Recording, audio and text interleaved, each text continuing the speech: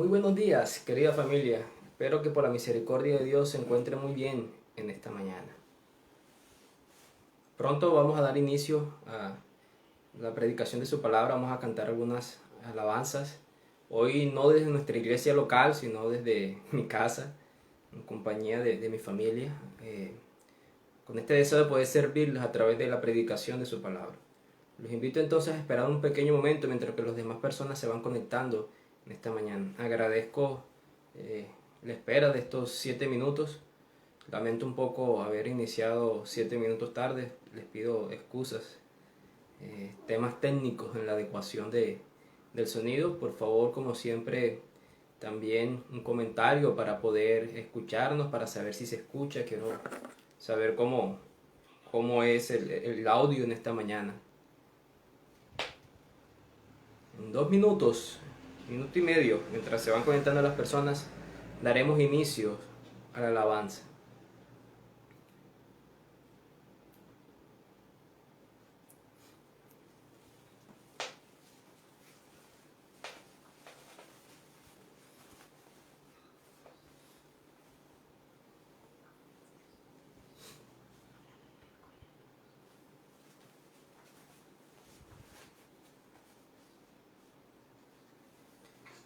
En esta mañana vamos a hacer una pequeña oración para iniciar.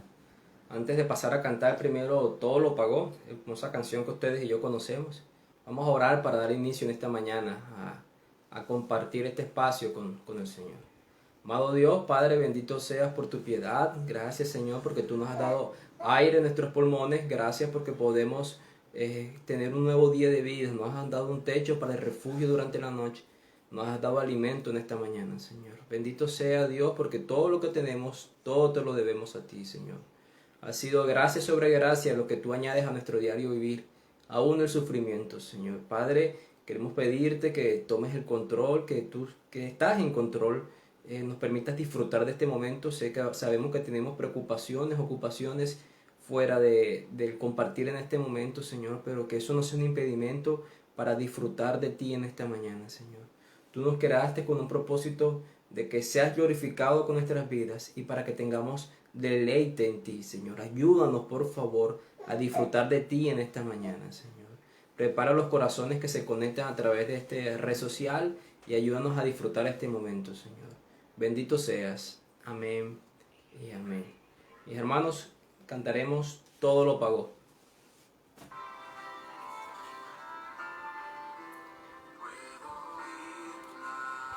De Cristo que me llama hacia Él, todo lo alto necesito, lo encuentro solo en Él, el pastor, refugio eterno, mi todo en todo es Él.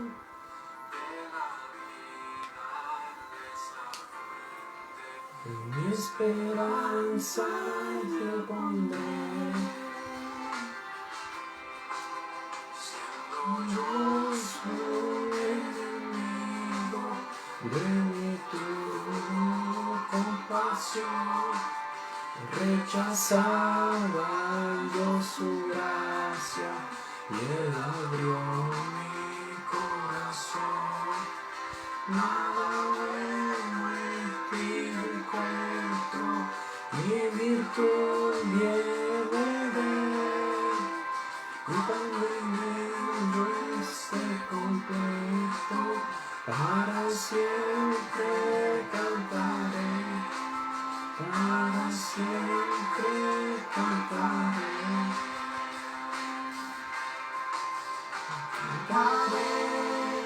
cantaré, el Cordero lindo es, Salvador, pagó mi deuda, se lo debo todo a Él. Cantaré, cantaré, siempre yo le alabaré, en mis manchas alabó,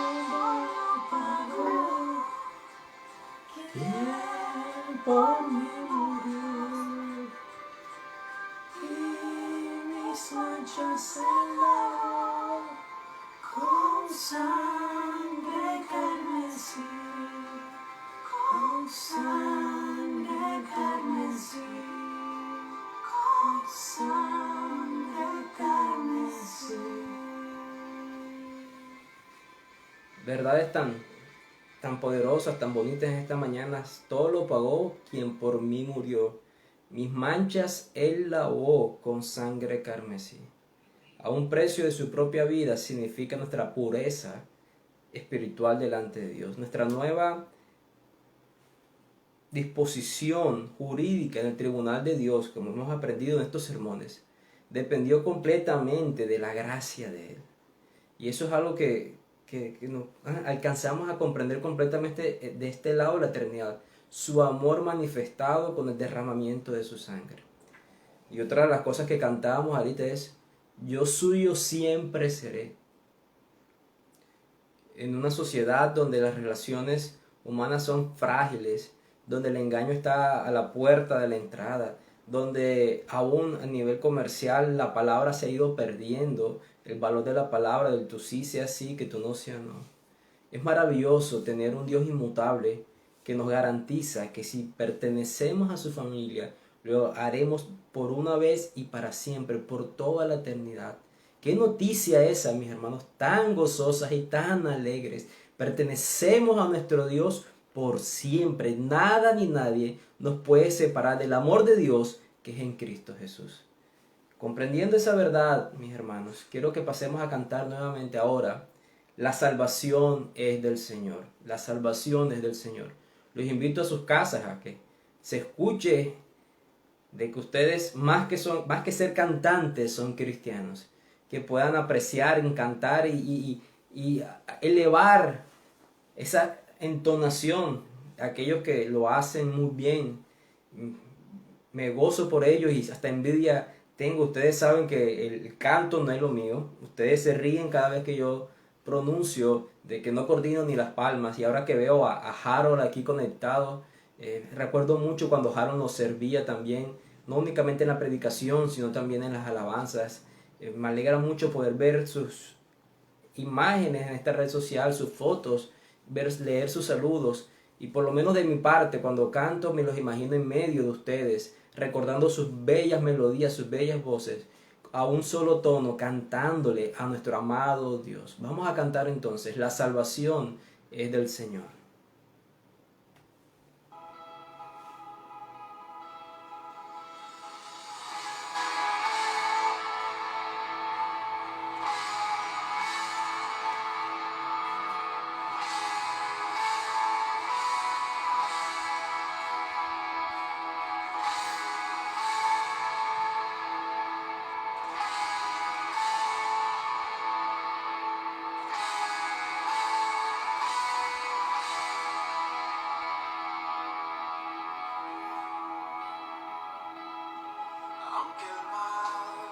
levanten contra mí, no temeré, no temeré. Y aunque vea a mi carne perecer, no temeré, no temeré. Si al sufrir se conmueve mi fe, no temeré, no temeré. Y diré al Señor, refugio mío, mi fortaleza, su nombre bendeciré, y en todo tiempo en ti confiaré. Escudo alrededor de mí, no temerá mi corazón, la salvación es del Señor. Mi vida escondida está en Cristo por la eternidad, la salvación es del Señor.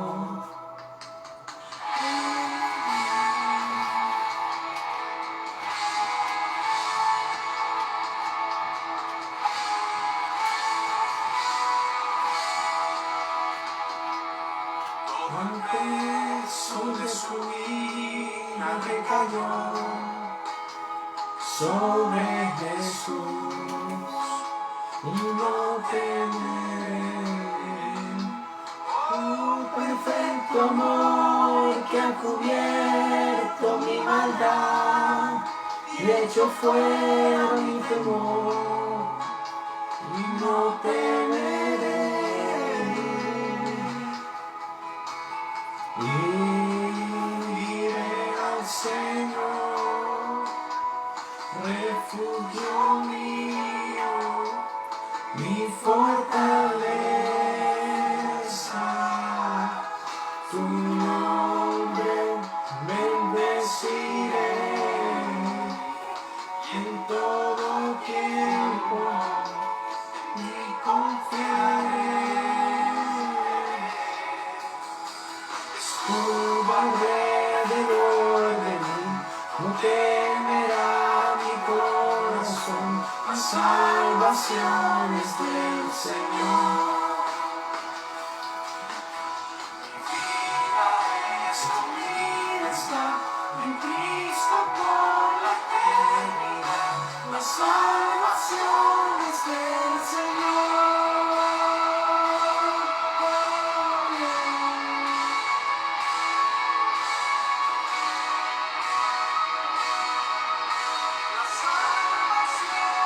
Del Señor.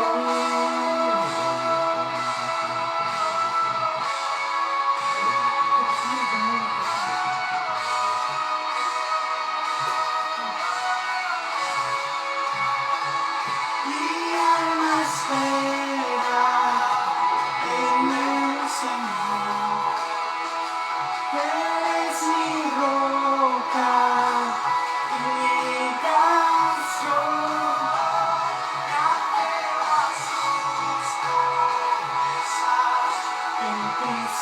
Ciertas, la salvación es del Señor. Mi alma espera en el Señor. Eres mi roca y mi canción. Me aferro a sus promesas.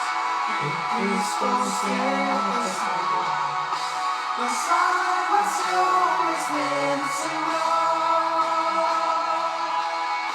La salvación es del Señor. La salvación es del Señor.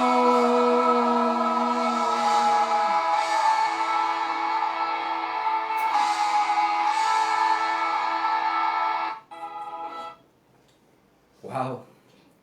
Cantábamos, aunque el mal se levante contra mí, aunque vea mi carne perecer, si al sufrir se conmueve mi fe, no temeré, no temeré. Y diré al Señor, refugio mío, mi fortaleza. Tu nombre bendeciré en todo tiempo. En ti confiaré. Escudo alrededor de mí, no temerá mi corazón. La salvación es del Señor. Mi vida escondida está en Cristo por la eternidad. La salvación es del Señor. Bendito nuestro Dios, hermano. Oremos ahí en nuestras casas. Bendito seas Dios, porque tú nos permites recordar estas bellas maravillas de tu nombre, Señor. Donde nuestra alma teme, a nuestra fe conmovida, cuando la aflicción llega, cuando el temor toca la puerta. Podemos descansar en la eternidad de que mi alma está escondida en Cristo. Cristo vive hoy, mi alma vive hoy. Cristo resucitó, he resucitado juntamente con mi Señor. Nada podrá separarme, ni la vida ni la muerte, de ese amor que es en Dios, en la persona de Cristo Jesús. Aquellos temores con los que nos levantamos en esta mañana, aquellas dudas acerca del amor de Dios, a recordar estas verdades deben ser disipadas. No temeré porque mi alma espera en la salvación que es del Señor. Mi salvación es completamente una obra de Él y depende de Él. Bendito Dios, bendito Padre, gracias por hacernos partícipes de estas verdades, por darnos convencimiento en ellas, Señor. Padre, quiero pedirte también en este momento que nos permitas disfrutar de la predicación de la palabra, de las personas que están conectadas, no haya ningún inconveniente en el internet, en la tecnología, para atender la predicación. Bendito seas, Dios. Amén y amén. Quiero hacer un pequeño movimiento para tratar de ubicar algo aquí mejor, un poco, para poder estar aquí así. Ok. Yo creo que sí. Si vieron que se movió un poquito, bueno, no es mucho. Estoy intentando desde una nueva localidad transmitirles la verdad del Señor. Quizás van a escuchar de pronto a alguien que me acompañe en la predicación.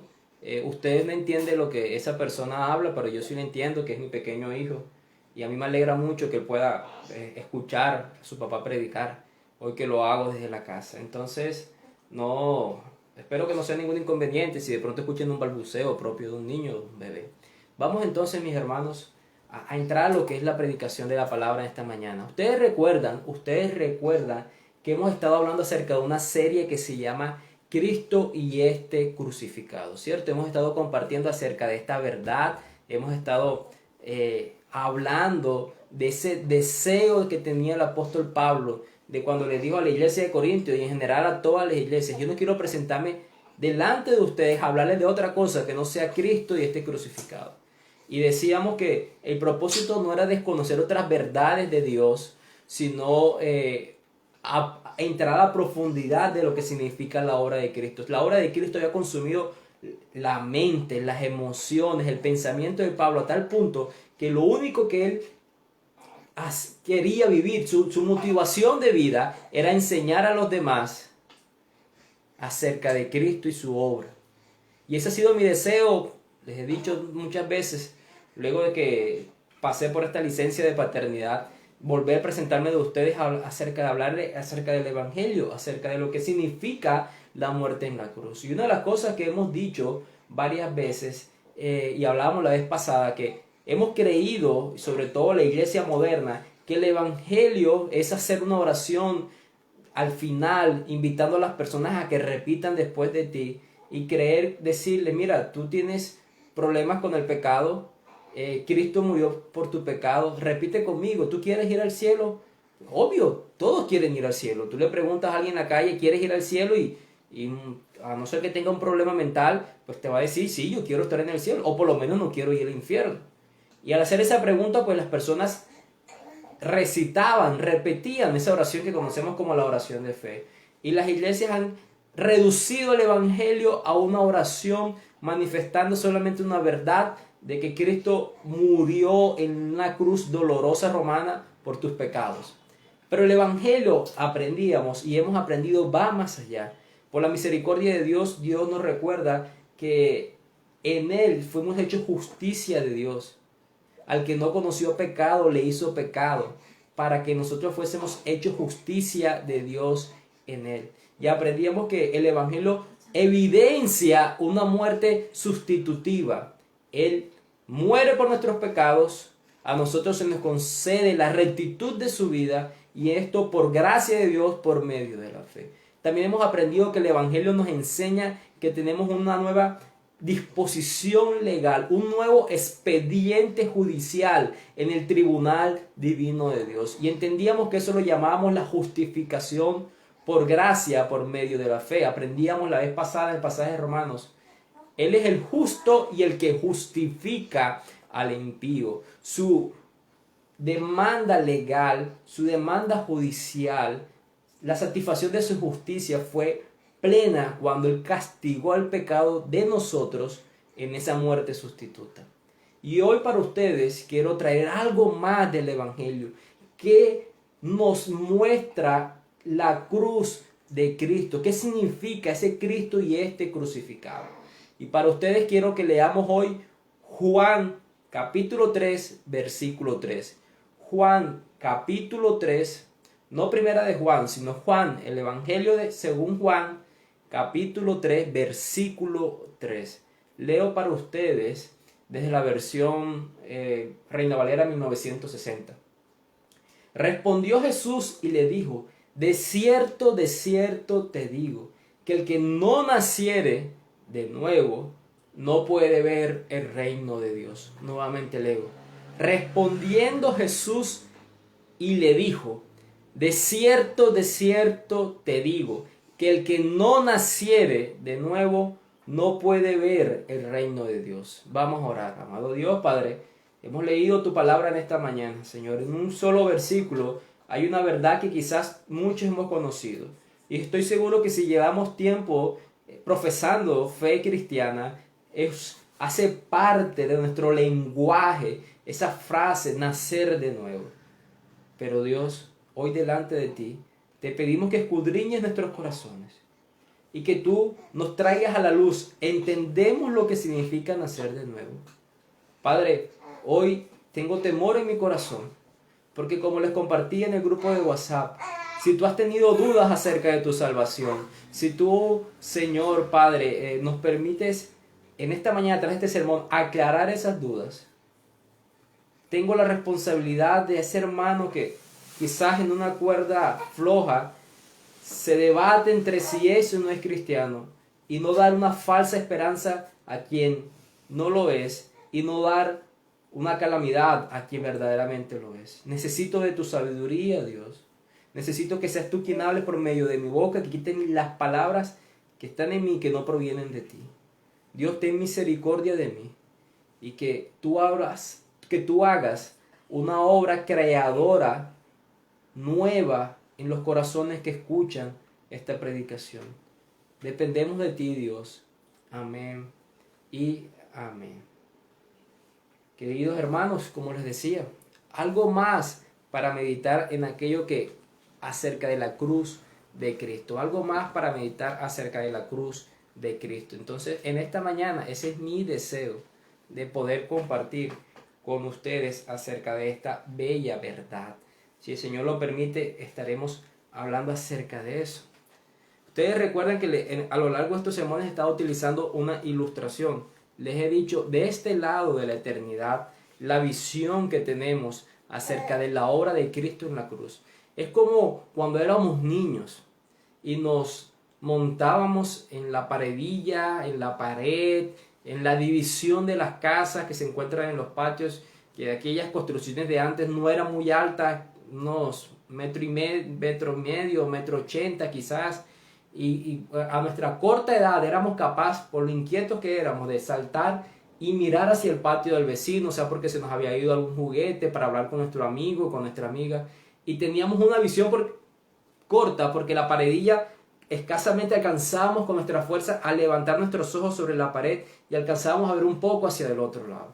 Y siempre les recuerdo esta ilustración porque el mayor esfuerzo que yo intente hacer para transmitirles a ustedes, conocer esta verdad, no se compara con la comprensión que ustedes y yo tendremos al compartir la vida eterna del otro lado de la eternidad, en el estado de glorificación con nuestro amado Cristo, donde el pecado ya no nublará la gloria perfecta de nuestro Dios y podemos disfrutar de una plenitud de Él y una revelación cada vez mayor. Estaremos en la eternidad gozando de Él, conociéndolo más y más y más. Y eso es un recordatorio en esta mañana de lo que significa para mí enseñarles acerca de esta frase, nacer de nuevo, de lo que significa nacer de nuevo.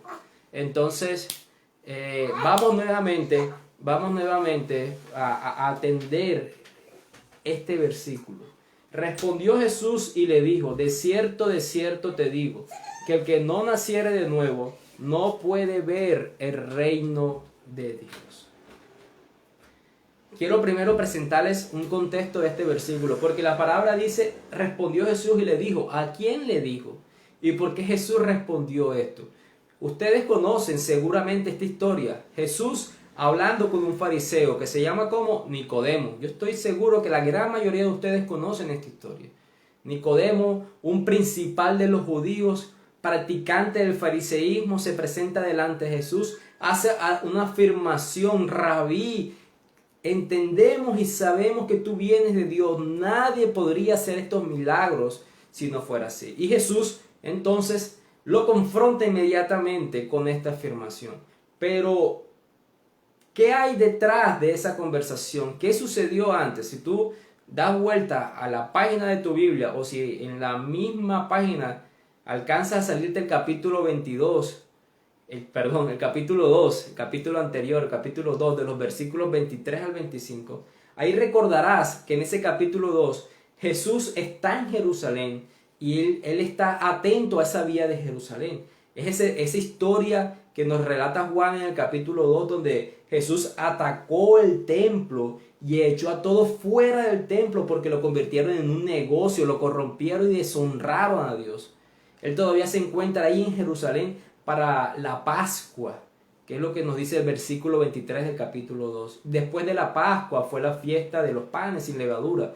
Quiere decir que duró otra semana más, la semana de la Pascua y la semana de la fiesta de los panes sin levadura. Llevaba unas par de semanas ahí en Jerusalén.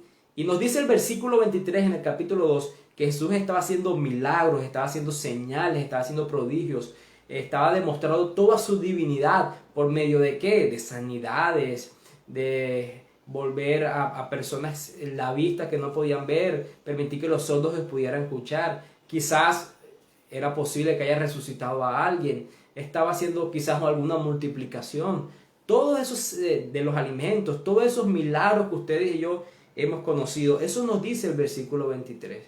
Y dice Jesús, dice la Biblia, dice Juan, en ese mismo versículo, que sus milagros eran tan convincentes que muchas personas creyeron en su nombre. Eso nos dice Juan en el versículo 23 del capítulo 22. Los milagros que Jesús hizo eran tan convincentes que muchas personas creyeron en su nombre. Entonces lo primero que podemos notar es que Jesús en Jerusalén está haciendo milagros visibles para una multitud masiva que se había reunido allí para las fiestas. Había muchas personas en las fiestas de la Pascua de los panes sin levadura. Y Jesús hizo muchos milagros y muchas personas estaban creyendo. Y esos milagros, a pesar de que hizo que las personas creyeran en Jesús, sucede algo. Ahí hay algo como contradictorio. Están creyendo, pero Jesús no les está creyendo que le creen a Él. Nuevamente, estas personas, nos dice la Biblia, que estaban creyendo en las señales y prodigios, en expulsar demonios, en sanidades que Jesús estaba haciendo. Pero ahí, en el versículo 23 en adelante, el versículo 24, prácticamente Jesús no creía en sus creencias, nos dice el apóstol Juan. En pocas palabras, sabía que la fe de ellos en Él no era una fe salvadora. Ellos creían en Jesús, pero su fe no era para salvación. Es decir, Jesús no tenía fe en la fe de ellos, si queremos utilizar un juego de palabras. ¿Y cómo Jesús supo eso?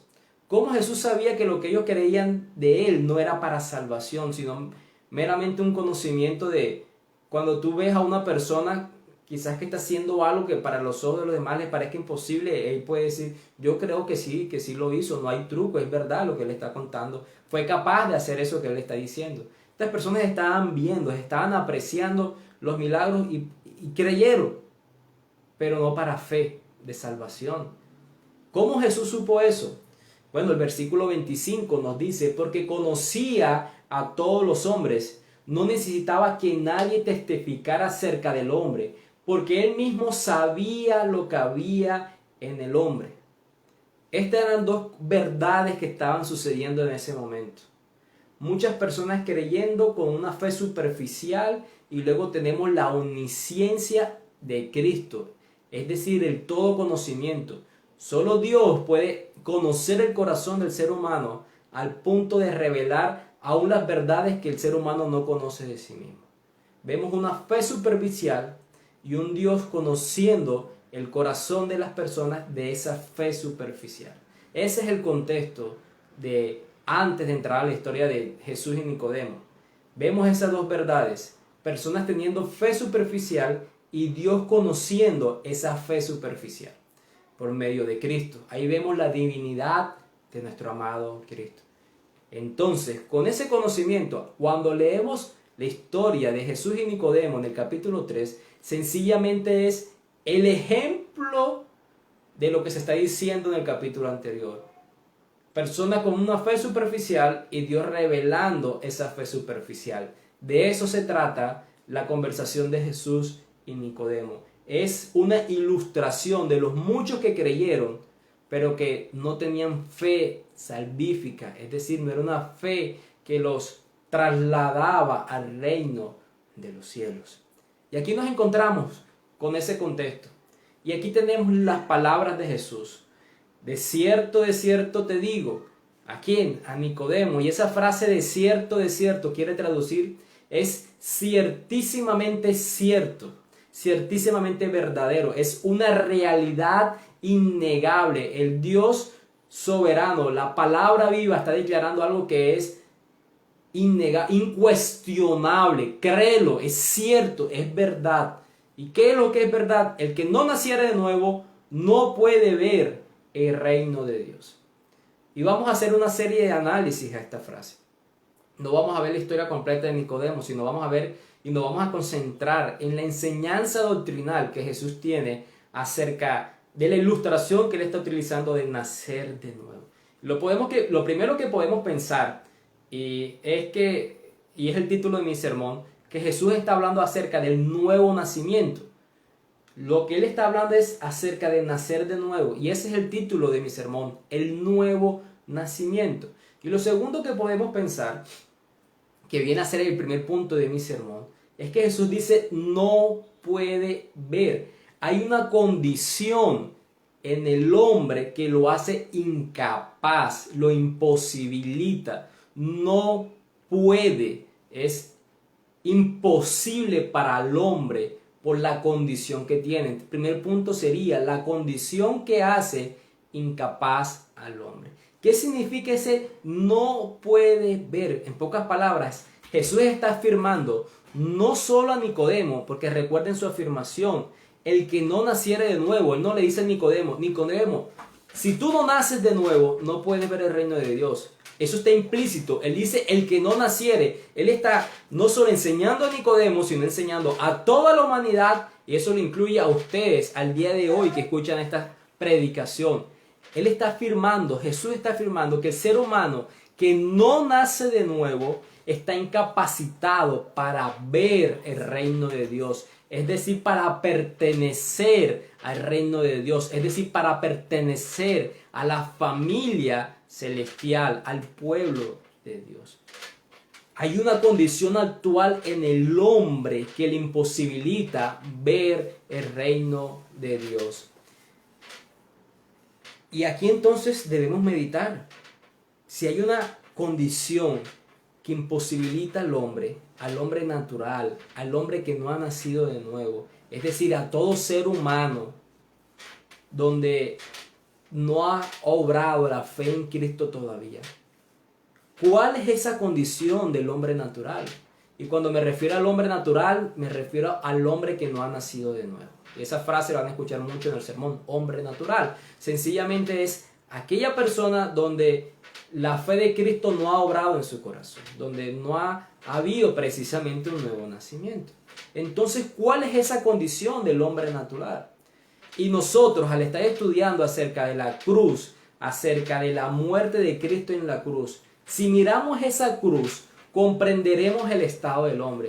¿Qué ves cuando ves la cruz? ¿Qué piensas acerca de la humanidad al ver al Dios encarnado muriendo por los pecados de esa humanidad? Pablo lo dice a Timoteo en 1 Timoteo capítulo 1 versículo 15. Cristo Jesús vino al mundo para salvar ¿a quién? A los pecadores, entre los cuales yo soy el primero. Yo soy el primero. Quiere decir que la crucifixión se llevó a cabo para salvar a pecadores. Quiere decir que la condición natural del ser humano es una condición de ser pecador. Pero vamos un poco más a fondo.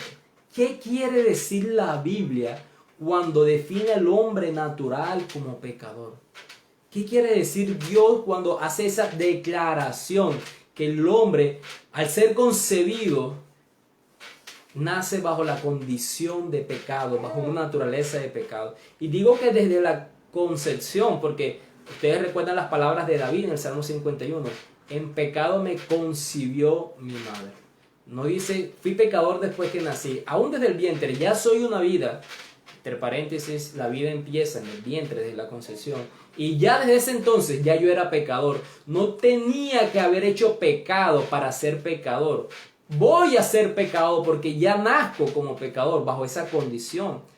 Y el apóstol Pablo tiene varios catálogos, listados de la condición moral humana. La verdad que el apóstol Pablo hace muchas listas a lo largo de varias cartas de sus enseñanzas de lo que significa la condición moral del hombre. En Tito capítulo 3, versículo 3, Pablo dice que nosotros fuimos tontos, desobedientes, engañados, esclavizados a diversos deseos y placeres, gastando nuestra vida en la malicia y la envidia, odiosos, odiándonos unos a otros.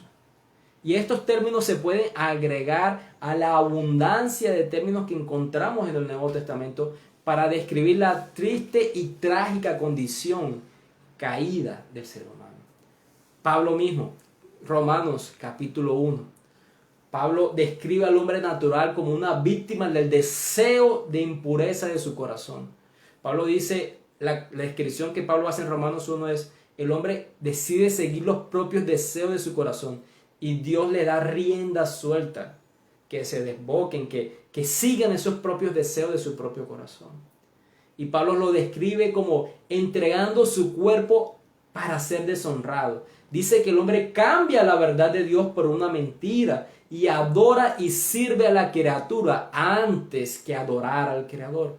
Está entregado a pasiones degradantes, como las mujeres que cambian la función de lo natural por lo antinatural, como los hombres que ardiendo en su deseo unos por otros, hombres con hombres, cometiendo actos indecentes. Él describe la depravación humana como tener una mente reprobada o depravada, estar lleno de injusticia, maldad, codicia, envidia, asesinato, contienda, engaño, malicia, chisme, calumnias, odiadores de Dios, insolentes, arrogantes, jactanciosos, inventores del mal, desobedientes a los padres. Cuando uno pronuncia esos adjetivos de esa descripción de la condición moral del ser humano, parece que estuviera uno como en una pelea en un sitio público donde se alternan las malas palabras, pero no, esto no es una mala palabra. Es el intento de Pablo de describir la condición del hombre sin Dios. Una persona que rechaza a Dios, una persona que cambia la adoración de Dios por la adoración de la criatura. entregan sus propios cuerpos a pasiones degradantes, como podíamos leer. Y se hace evidente en calumnias, en chismes, en arrogancia, en ser jactancioso. Además sigue diciendo Pablo que el hombre depravado caído es sin entendimiento, indigno de confianza, sin amor y sin piedad. Y aunque conoce la ordenanza de Dios y entiende que hacer tales actos acarrea la muerte, no solo los hace, sino que es persistente en persuadir a los demás para que también lo hagan. No solo se conforman con hacerlos, sino que desean que los demás también lo hagan. Paréntesis. ¿Por qué creen el interés de las personas homosexuales de ampliar el matrimonio y que se les incluya, según ellos, esa unión ilegítima como matrimonio? ¿Por qué creen ese deseo de adoptar niños? ¿Ustedes creen que eso solamente es una muestra de amor? No. Es un deseo de inculcar su doctrina depravada en esas nuevas mentes. Cierro ese paréntesis. Pero Pablo no termina con la lista de Romanos. Pablo también tiene otra lista en 1 Corintios capítulo 6. Dice que estamos compuestos de fornicadores, idólatras, adúlteros, afeminados, homosexuales, ladrones, codiciosos, borrachos, injuriosos y estafadores. Si tienes alguna duda todavía de la condición del hombre, bueno, Pablo en Gálatas 5 nos dice que la caída humana está comprometida con la inmoralidad, la impureza, la sensualidad, la idolatría, la hechicería, la enemistad, la contienda, los celos, los arrebatos de ira, las disputas, las disensiones, la envidia, la embriaguez, la juerga y cosas así. Y a los efesios le da la siguiente descripción: son inútiles en sus mentes, oscurecidos en su entendimiento, excluidos de la vida de Dios, ignorantes, duros de corazón, insensibles, sensuales, practicando toda clase de impurezas con codicia. Pastor Pedro, wow, o sea, estás en un punto de dar duro con palo a las personas que no tienen a Dios en su corazón. No. Yo me tomé la tarea de resumirte las listas de Pablo, sino que al leerlas unas tras otras, evidencia la realidad de aquellas personas que no tienen fe en Cristo. Por eso Dios dice que es imposible, que no pueden ver su reino. El Dios de santidad no tiene comunión con el pecado. Y según esta descripción, hay mucha comunión con el pecado. ¿Cómo podemos resumir estas listas? Podemos resumirlas con las palabras de Pablo en Efesios capítulo 2, versículo 1. Toda esa lista la podemos resumir como dice Pablo en Efesios 2, versículo 1. Pablo dice: y les dio vida a ustedes que estaban muertos en sus delitos y pecados. El versículo 5, ahí mismo en Efesios 2.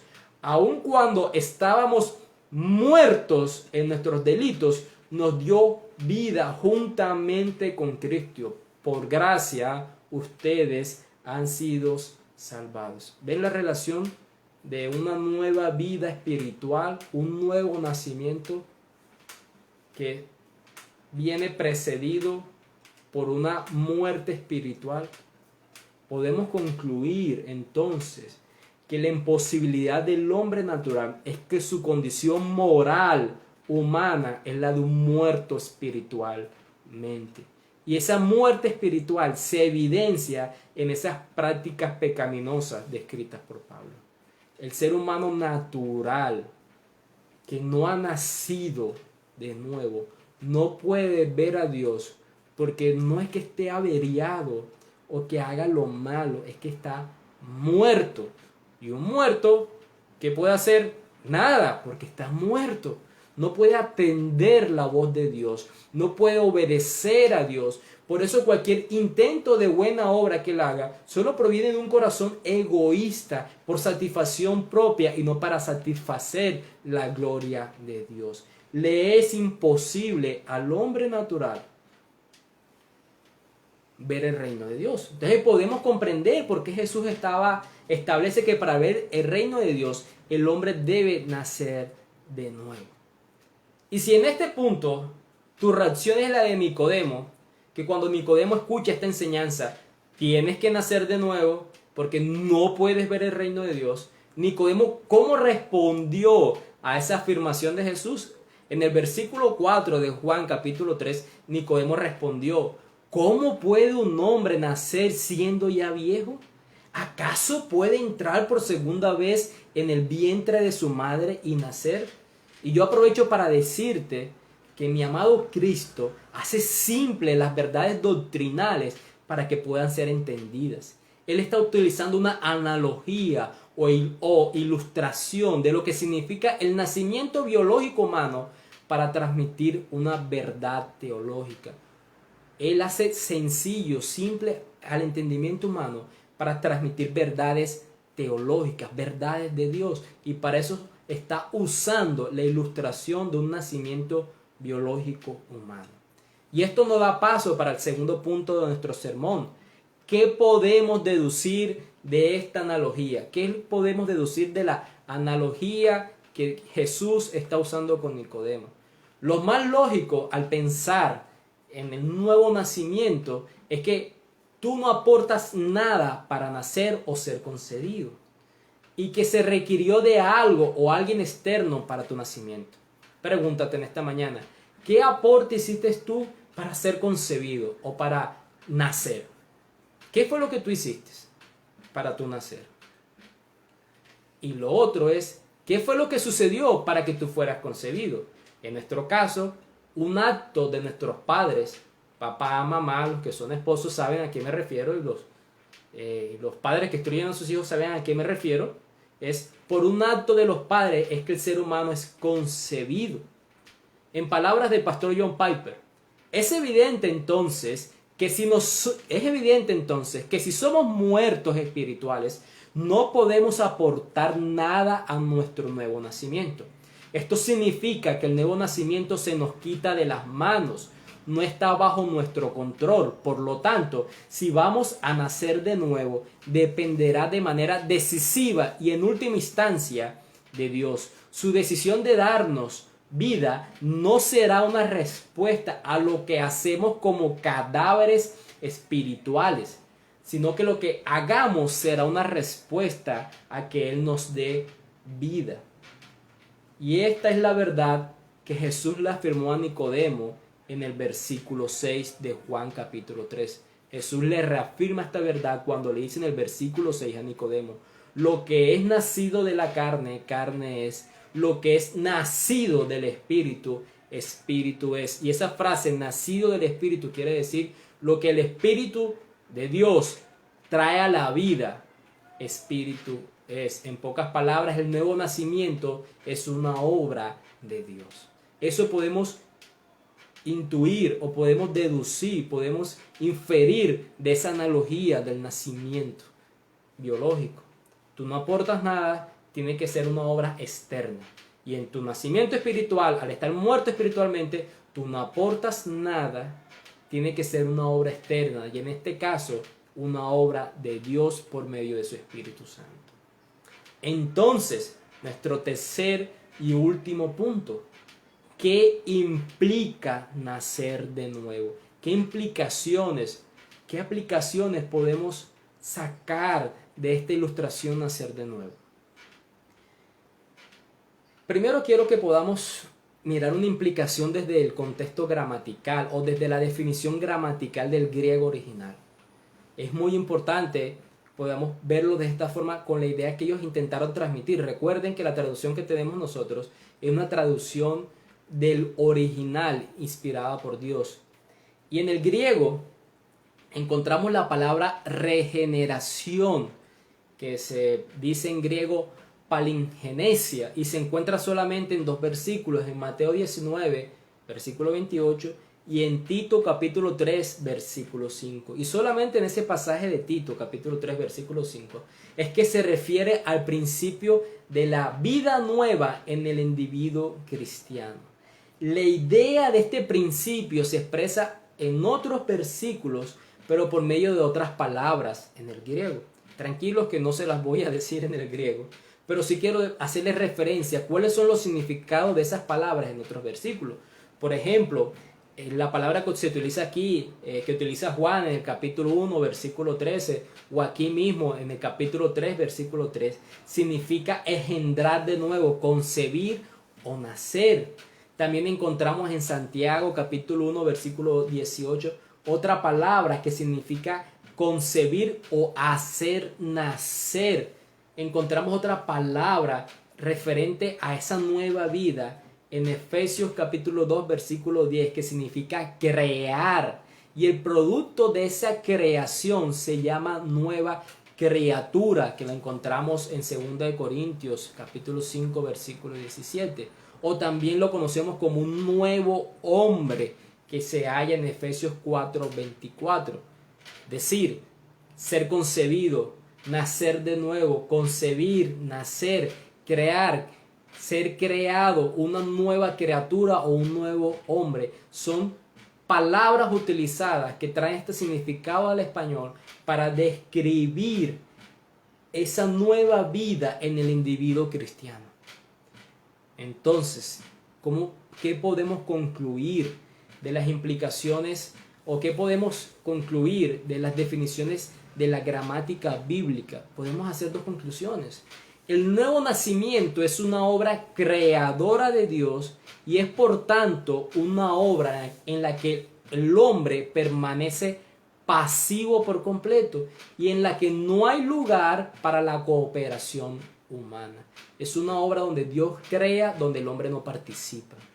También podemos deducir de las definiciones gramaticales que la obra creadora de Dios produce una nueva vida, en virtud de la cual el hombre vivificado en Cristo, traído a la vida por Cristo, puede ser llamado una criatura nueva que hace obras nuevas. Quiere decir que es una obra de Dios donde el hombre no participa y no solo se le concede una nueva naturaleza humana, sino que se le hace una nueva criatura que puede hacer obras nuevas. Y yo creo que la mejor forma de entender este concepto es viendo un ejemplo.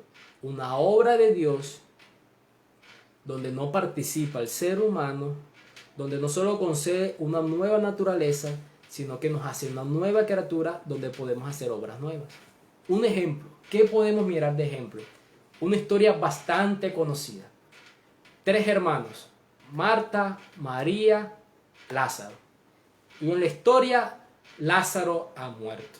Van a buscar a Jesús y él espera un tiempo y cuando llega, si hubieses estado aquí, él no hubiese muerto, y va y lo ven llorar y llega el punto en Juan capítulo 11, encontramos esa historia que él dice, abran el sepulcro, quiten la piedra y le dicen a Jesús, maestro, lleva 4 días muerto, ya huele, ya hay un olor, o sea, está muertísimo. Ya tiene olor, o sea, ¿para qué vas a hacer para qué vas a hacer quitar la piedra? Si tú hubieses estado antes, tú hubieses sanado su enfermedad. Y Jesús dice, el que cree en mí tendrá vida eterna. Y encontramos en el versículo 43 que luego de decir eso, Jesús gritó con fuerte voz, Lázaro, sal fuera. Y el versículo 44 nos dice, el que había muerto salió, los pies y las manos atadas con vendas y el rostro envuelto en un sudario. ¿Cómo sirve eso de ilustración a lo que estamos aprendiendo acerca de la regeneración o un nuevo nacimiento? ¿Qué vemos aquí? Vemos a un muerto, ¿cierto? Y hemos dicho que la condición natural del hombre es un muerto espiritual. ¿Cuál es la acción de Lázaro? Sí, se levanta, sale fuera. Pero ¿qué tuvo que suceder para que Lázaro respondiera al llamado de Cristo de levantarse e ir hacia donde él estaba? ¿Acaso un muerto puede levantarse? ¿Acaso por sí solo el muerto puede reaccionar hacia el llamado de levantarse y salir? Por supuesto que no. Claro que no. ¿Qué tuvo que suceder? Que se le concedió una nueva vida. Y fruto de esa nueva vida, Lázaro pudo responder a esa nueva naturaleza. ¿Cuál fue? Escuchar la voz de Cristo y seguirlo. Esa es el nuevo nacimiento. Esa es la regeneración. Dios hace una obra creadora en nosotros, donde antes éramos unos muertos espirituales, donde antes ignorábamos su llamado, donde nada referente a Dios nos importaba. Y luego de hacer esa operación espiritual, el traernos a la vida, concedernos una nueva vida, nosotros podemos responder como una nueva criatura que hace una nueva obra de seguir a Cristo. Tú no puedes ir a Dios si Dios primero no obra en ti. Tú no puedes responder al llamado de Dios si primero no has nacido espiritualmente. Creo que quedó establecido con las listas largas de Pablo que un muerto espiritual no va a obedecer a Dios. Luego de hacer esas implicaciones gramaticales, mis hermanos, y voy a mirar un poco si alcanzo a mirar la hora, listo. Vamos bien. Este es el punto principal donde yo estoy mirando sus imágenes de fotos de perfil de su perfil de Facebook y me los estoy imaginando que los estoy mirando a los ojos. Y a mi familia que tengo aquí empiezo a mirarla también a los ojos. Y a mi hijo que está ahí empiezo también a mirarlo a los ojos. Porque este punto del sermón, aquí es donde yo deseo toda su atención. Y si Dios permite, podré ayudarles con las dudas sobre su salvación. Es aquí donde he orado a Dios, porque algunos de ustedes pueden estar como en una cuerda floja, que quizás no son cristianos y están intentando definirse como si lo fueran. Y yo no deseo impulsarles a que establezcan su fe en algo que todavía no ha ocurrido en ustedes. O quizás sí lo son, pero tienen tantas dudas que no pueden gozar de Dios por esas dudas. Y deseo entonces sí impulsarlos hacia Cristo. Les pido entonces que por favor tengan bastante atención y que Dios me conceda sabiduría para mirar estas implicaciones de lo que significa nacer de nuevo. Vamos entonces. Nacer de nuevo no es practicar una religión, sino recibir una nueva vida. Nacer de nuevo no es practicar una religión, sino recibir una nueva vida. Miren el versículo 2 de Juan capítulo 3. Nicodemo era un fariseo, un principal entre los judíos. Era un maestro de la ley. Era alguien que practicaba la ley al tal extremo de ser fariseo, los cuales eran los practicantes, el nivel superior del cumplimiento de la ley externa. Aquellos que ayunaban varias veces por semana, que ofrendaban de todo, aquellos que oraban, que recitaban la Torá, que tenían conocimiento, eran tan practicantes de la ley de Dios que establecieron más leyes porque no les parecieron suficientes. Usted los veías por fuera y eran hombres perfectos, religiosos perfectos. Quiero utilizar una descripción del predicador Charles Spurgeon, que me gusta como él en su sabiduría lo expresa. Spurgeon decía lo siguiente: algunos de ustedes que hablan igual que practicar una religión, son como algunos de ustedes que hablan igual que los cristianos. Tal vez haya en ustedes un tinte de demasiada afectación. Han comenzado a imitar tan estrictamente lo que creen que deba ser un hombre piadoso, que van un poco más allá del objetivo e interpretan el papel tan exageradamente que somos incapaces de detectar la impostura. Sin embargo, la mayoría de la gente los considera como cristianos de cuño legítimo. Han estudiado algunas biografías y a veces cuentan extensos relatos sobre la experiencia divina, que han tomado prestados de las biografías de hombres buenos. Han estado con cristianos y saben cómo hablar igual que ellos. Tal vez hasta se les haya pegado un tonillo puritano. Van a lo largo del mundo, tal como lo hacen los cristianos profesantes. Y si se les observara, nadie los identificaría. Tú eres un miembro de la iglesia, has sido bautizado, participas de la cena del Señor, tal vez seas un diácono o un pastor, compartes la copa sacramental. Eres justamente todo lo que un cristiano puede ser, excepto que no tienes un corazón cristiano. Eres un sepulcro blanqueado, lleno todavía de podredumbre por dentro, aunque hermosamente adornado por fuera. ¿Qué podemos concluir? Que si piensas que eres cristiano por la religión que practicas y no por la nueva vida recibida, entonces no has nacido de nuevo. Si tú piensas que eres cristiano porque practicas la religión cristiana, aun porque conoces términos como nacer de nuevo, y porque participas de la vida de la iglesia, y no porque se te ha concedido un nuevo corazón, entonces tú no eres cristiano.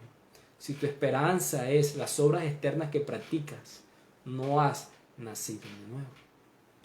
Una segunda implicación o aplicación. Nacer de nuevo no es afirmar lo sobrenatural de Jesús, sino participar de ello. Nacer de nuevo no es afirmar lo sobrenatural de Jesús, sino participar de ello. En el versículo 2, Nicodemo se presenta delante de Jesús. Capítulo 3 de Juan, versículo 2. Rabí, sabemos que has venido de Dios como maestro, porque nadie puede hacer estas señales que tú haces si no está Dios con él. Y los personajes de Jerusalén del capítulo 2 en el versículo 23 también, que creyeron las señales y los prodigios, los milagros que Jesús hacía. No es afirmar únicamente lo que Jesús es o hace y creer que Él lo hizo. Mis hermanos, dice Santiago que los demonios creen y tiemblan. No es suficiente con afirmar verdades doctrinales de Jesús, sino si en eso no es suficiente con afirmar verdades doctrinales de Jesús. Si en eso basas meramente tu cristianismo, no has nacido de nuevo. Si tú piensas que tú eres cristiano porque tú reconoces a Jesús como el Hijo de Dios, si tú piensas que Jesús y Dios son uno solo, si tú piensas que Jesús puede obrar en milagros, si tú has ido a alguna campaña donde se hacen milagros y tú dices que sí, yo creo, yo soy cristiano porque Dios hizo un milagro en mí y creo que ese milagro lo hizo Él. Si tú solamente afirmas la naturaleza divina de Jesús, eso no te hace cristiano. Eso no significa que tú hayas nacido de nuevo. No solamente es afirmar lo sobrenatural de Jesús, sino que debes participar de eso sobrenatural de Él. Lo sobrenatural de Jesús, su Espíritu Santo, debe ser partícipe en tu nuevo nacimiento. Lo sobrenatural de Jesús, su Espíritu Santo, debe ser partícipe en tu nuevo nacimiento. Jesús le dijo a Nicodemo, lo que es nacido del Espíritu. ¿Y qué significa eso? Lo que es nacido del Espíritu. ¿Qué significa que el Espíritu haga dar vida, conceda la vida, o el Espíritu haga nacer de nuevo? ¿Qué significa eso? Miren lo que dice Ezequiel capítulo 36. Miren lo que dice Ezequiel capítulo 36, versículos 24 al versículo 27. Porque los tomaré de las naciones, los recogeré de todas las tierras y los llevaré a su propia tierra. Entonces los rociaré con agua limpia y quedarán limpios. De todas sus inmundicias y de todos sus ídolos los limpiaré. Además, les daré un corazón nuevo y pondré un espíritu nuevo dentro de ustedes, es decir, nuevo nacimiento. Quitaré de su corazón el corazón de piedra y les daré un corazón de carne. Y miren lo que dice. Pondré dentro de ustedes mi espíritu y haré que anden mis estatutos. un corazón nuevo, un espíritu nuevo. Eso es nuevo nacimiento. ¿Cómo lo va a hacer? Va a poner su espíritu en nosotros. No solo es afirmar la naturaleza divina de Jesús, sino que ser partícipes de esa naturaleza divina. Un ejemplo más, Ezequiel, ahí mismo, capítulo 37, siguiente capítulo, el valle de los huesos secos. Historia que ustedes conocen. Dios le dice a Ezequiel una visión, unos huesos secos, un valle lleno de huesos donde no hay vida. Le dice, Ezequiel profetiza. Llama al Espíritu, profetiza sobre esos huesos secos. Y Ezequiel empieza a llamar al Espíritu y llega un viento del sur, del norte, del este, del oeste y empieza esos huecos secos a salirles carnes, tendones y empiezan a unirse y a cobrar vida. Y miren la afirmación de Dios después de esa visión de Ezequiel en el versículo 14 de Ezequiel 37. Pondré mi espíritu en ustedes y vivirán. Y los estableceré en su tierra. Entonces sabrán que yo, el Señor, he hablado y lo he hecho, declara el Señor. Pondré mi espíritu en ustedes y que vivirán nuevamente. Nacer de nuevo no es afirmar la naturaleza divina de Jesús, creer en sus milagros, creer que hizo un milagro en tu vida. Es que su naturaleza divina participe en ti. Otro ejemplo, por favor. Primera de Corintios capítulo 2, versículo 14. Pablo está hablando acerca del hombre natural precisamente y el hombre espiritual, es decir, el nacido del Espíritu. Pero el hombre natural no acepta las cosas del Espíritu de Dios, porque para él son necedad y no las puede entender, porque son cosas que se disciernen espiritualmente. En cambio, el que es espiritual juzga todas las cosas, pero él no es juzgado por nadie. Y en el versículo 16, Pablo dice, porque ¿quién ha conocido la mente del Señor para quien lo instruya? Pero nosotros tenemos la mente de Cristo. ¿Entiendes eso? Dice, tenemos la mente de Cristo. Participamos, se nos hace partícipe de la naturaleza divina. Al ser concedido a nosotros en el nuevo nacimiento, en esa obra de Dios, se nos concede su Espíritu Santo, el Espíritu de Cristo, y por lo tanto tenemos la misma mente que Cristo tuvo. En la práctica quiere decir que somos capaces de discernir la voz del Padre como el hombre natural no puede. Esto significa tener la mente de Cristo. Un ejemplo más, salió alguna como una pausa, pero un ejemplo más de lo que significa participar de la naturaleza divina. Segunda de Pedro, capítulo 1, versículo 4. Por ellas Él nos ha concedido sus preciosas y maravillosas promesas, a fin de que ustedes lleguen a ser partícipes de la naturaleza divina, habiendo escapado de la corrupción que hay en el mundo por causa de los malos deseos. Nuevamente Pedro nos dice, podemos participar de la naturaleza divina y por eso podemos aborrecer el pecado. ¿Entendemos? Tú que estás en tu casa entiendes eso. No es afirmar únicamente que Jesús es un buen maestro, que tú crees en lo que Él hizo, que Él es el Hijo de Dios, que sus milagros son reales. Es que si tú eres cristiano, su Espíritu ha participado en ese nuevo nacimiento. Se te ha concedido participar de esa naturaleza divina. Por último, nacer de nuevo no es mejorar tu vieja naturaleza, sino la creación de una nueva. Nacer de nuevo no es hacer una mejoría en tu moralidad, en tu vida natural moral, sino concederte una nueva creación. Charles Spurgeon decía lo siguiente: el cambio es radical, nos da una naturaleza nueva, nos induce a amar lo que odiábamos, a odiar lo que amábamos, nos induce a amar lo que odiábamos y a odiar lo que amábamos. Nos coloca en un camino nuevo, cambia nuestros hábitos, cambia nuestros pensamientos, nos hace diferentes en privado y diferentes en público. Así que estando en Cristo se cumple esto: si alguno está en Cristo, nueva criatura es. Si tú consideras que eres cristiano porque has abandonado prácticas morales externas, porque ya no haces cosas que antes hacías, y no por tener un nuevo nacimiento, por tener un nuevo sentimiento, un nuevo conocimiento y una nueva voluntad, entonces no has nacido de nuevo. Si tú piensas que eres cristiano porque hay prácticas inmorales que ya no haces, y no porque tengas un nuevo conocimiento, unos nuevos sentimientos y una nueva voluntad, entonces no has nacido de nuevo. No es lo mismo abandonar prácticas morales externas que tener nuevo conocimiento, nuevos sentimientos y nueva voluntad. ¿Qué quiero decir con un nuevo conocimiento?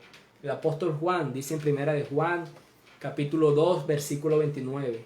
Si saben que Él es justo, saben también que todo el que nace, que todo el que hace justicia es nacido de Él. Miren su palabra. Si saben que Él es justo, hay un nuevo conocimiento. Tú entiendes que el único bueno es Cristo. El único sin pecado es Él. Tú reconoces tu condición espiritual muerta. Un nuevo conocimiento que procede de haber nacido de nuevo. ¿Qué quiero decir con un nuevo sentimiento? Primera de Juan, capítulo 4, versículo 7. Amados, amémonos unos a otros, porque el amor es de Dios, y todo el que ama es nacido de Dios y conoce a Dios. Tienes nuevos sentimientos. Antes aborrecías a los evangélicos, a los aleluyas. Ahora no concibes tu vida sin esos hermanos de la fe. El amor es algo que es evidente en ti cuando amas al que es difícil de amar, porque eso hace partícipe de la naturaleza divina. Es verdad, Dios ama a todo el mundo en su gracia común. Su sol nace bajo los buenos y los malos, pero hay un amor particular, especial de Dios para su pueblo. Y el cristiano, el nacido de Dios, ama de esa forma, un amor intencional, un amor de servicio, no un amor ocasional, no un amor que se esconde, no un amor desinteresado, que no le interesa nada que tenga que ver con la familia de la fe. Eres mi hermano el domingo cuando te abrazo y nos vemos, pero se termina la reunión y te vuelvo a ver el otro domingo. No, no ese amor. El que ha nacido de Dios se ama el uno al otro, intencional y sirviéndose. ¿Qué quiero decir con una nueva voluntad?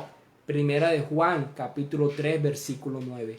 Ninguno que es nacido de Dios practica el pecado, porque la simiente de Dios permanece en él. No puede pecar porque es nacido de Dios. ¿Significa que cuando tú naces de nuevo no vuelves a pecar? No significa de eso. La palabra clave es practica el pecado.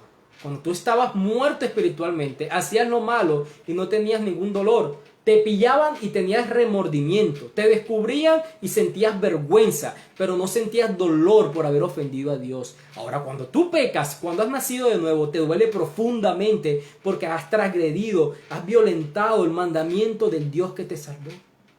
No eres conforme, no te revuelcas en el pecado, aunque caigas una y otra vez, te duele y haces todos los medios por salvarte. Ves tu condición caída y buscas ayuda, quieres huir sin saber cómo y clamas a Dios, ayúdame porque perezco, me muero, es propicio a mí porque soy pecador. Tienes una nueva voluntad, ya no te deleita tu condición caída. Ahora tienes un nuevo deseo de obediencia a Dios. El que nace de nuevo va a desear cumplir sus mandamientos. El que me ama guardará mis mandamientos, dijo Jesús. Y solo podemos amarlo cuando hemos nacido de nuevo.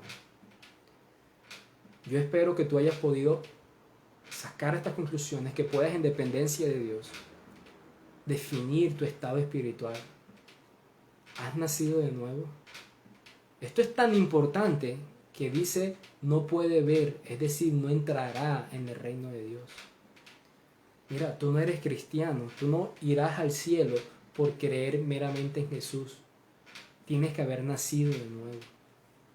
Tú no vas a ir al cielo por prácticas religiosas, tienes que nacer de nuevo. Tú no vas a ir al cielo por conductas morales apartadas, tienes que tener una nueva naturaleza y unas nuevas obras, un nuevo deseo, una nueva voluntad, un nuevo conocimiento. Esto es fundamental, este es el destino de tu alma. No importa si eres un pastor, un diácono, un líder, solo entrarán en el reino de Dios los que han nacido de nuevo? Esa es la pregunta más importante que tú tienes que hacerte en esta mañana que escuchas. ¿Has nacido de nuevo? No importa si tienes 80 años, si tienes 5 años. No importa si has profesado fe cristiana por mucho tiempo. Todo se reduce a nacer de nuevo. ¿Saben qué me gusta de Jesús? Jesús no dio la enseñanza de nacer de nuevo a la mujer adúltera, a la samaritana, a la que iban a predicar, al publicano. No le dio la enseñanza del nuevo nacimiento a uno que era moralmente expuesto en pecado. Le dio la enseñanza de nacer de nuevo a uno que se creía puro, a uno que moralmente se consideraba sin tacha. ¿Entiendes eso? Puedes pertenecer al reino de Dios no por tu moralidad, sino únicamente porque hayas nacido de nuevo. Para concluir, pastor, ¿y qué tiene que ver todo eso con la cruz? Si nos estás enseñando que la cruz evidencia más allá de únicamente la muerte física de Jesús y su dolor físico, ¿qué tiene que ver el nuevo nacimiento con la cruz? Bueno, ya viste que la cruz nos muestra nuestra condición natural. Somos muertos espiritualmente. Pero también, miren las palabras del apóstol Pedro en el capítulo 1, en primera de Pedro, capítulo 1, versículos 23 y 25. Se los quiero leer en la versión traducción lenguaje actual para que sea lo más claro y sencillo posible. El apóstol Pedro dice lo siguiente: Dios les ha cambiado su modo de vivir, es decir, han nacido de nuevo. Es como si ustedes hubieran vuelto a nacer, no de padres humanos que finalmente mueren, sino gracias al mensaje de Dios. Y es que ese mensaje da vida y nada puede destruirlo. Y esa palabra es la buena noticia que el Señor Jesucristo les ha enseñado. Dios obra la regeneración en el nuevo nacimiento a través de la predicación del Evangelio. Es lo que Pedro está diciendo. Ustedes han vuelto a nacer no de padres, sino del mensaje de Dios, de la palabra de Dios, de la simiente de Dios. Y ese mensaje son las buenas noticias que es el Evangelio. Ustedes y yo entendemos lo que significa congregar a más de 1,000, 2,000, 4,000 personas un domingo en un sitio público, y el propósito para que estas personas puedan pertenecer al reino de Dios es que se les predique el Evangelio y el Evangelio no sea predicado. ¿Acaso cuando tú vas, alguien tiene hambre y te pide un pedazo de pan, tú le darías un escorpión? ¿Le darías un veneno? ¿Entienden por qué ustedes y yo tenemos que ser expuestos al Evangelio domingo tras domingo? El nuevo nacimiento no se nos dice cuándo va a suceder. Se nos dice que se va a suceder por medio de la predicación de las buenas noticias del Evangelio. ¿Entienden que ustedes como participantes de la iglesia local, su palabra es verdad, deben orar para que el Evangelio inunde los corazones domingo tras domingo, miércoles tras miércoles? ¿Entienden que ustedes y yo debemos orar para que Dios conceda esa nueva vida espiritual por medio de la predicación de su palabra? La predicación del Evangelio no es algo que hacen los cristianos únicamente. La predicación del Evangelio es el medio por el cual Dios trae nueva vida a corazones pecadores. Mis hermanos, conocer el Evangelio debe ser nuestro propósito de vida. Ser expuesto al Evangelio debe ser nuestra responsabilidad. Y como pastor, el día que yo no les predique el Evangelio, métame en un manicomio, porque no concibo cómo Dios puede traer nueva vida si no es por la predicación del Evangelio. Si tú que escuchas esta mañana has llegado a la conclusión que no has nacido de nuevo, si tú que escuchas esta mañana abiertamente declaras que no te interesa nada de Dios, yo tengo que decirte algo. Cuando Jesús le dijo a Lázaro, sal fuera, Jesús no le dijo a Lázaro, Lázaro, medita primero si te he dado nueva vida y después me sigues. El llamado del Evangelio no es a meditar en que si has o no nacido de nuevo. El Evangelio dice que tú eres enemigo de Dios por cuanto has pecado contra Él. Y que la única forma que te puedes reconciliar con Él es creer que Cristo murió por las consecuencias de tu pecado y que Cristo vivió la vida de rectitud que tú no puedes vivir. Y por medio de la fe se te concede gracia y una nueva vida.